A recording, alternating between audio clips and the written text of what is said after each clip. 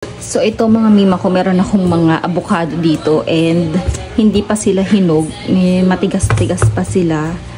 At medyo parang mga 3 days pa siguro to. Ayan, matigas pa. Tapos, turo sa akin ng nanay ko noon, kapag gusto ko na daw kumain ng avocado, ganyan, pag magpapahinog, kahit sa kahit anong prutas, para mabilis mahinog ay ilalagay daw sa bigas. So, ayan. Lalagyan natin siya dito sa bigas. And, konti na lang laman ng bigasan namin. So, ayan. Para pwede ko na siya makain kahit bukas. Wow! Perfect! So, ayan. Lalagay lang natin sila dyan. Mas maganda sana kung madami yung laman ng bigas.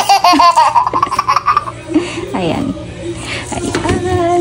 Kasi mainit yung loob ng bigasan. Kaya mas mapapadali yung pagano nila. Pagkahinog. So, yun lang mga mima ko. Bye!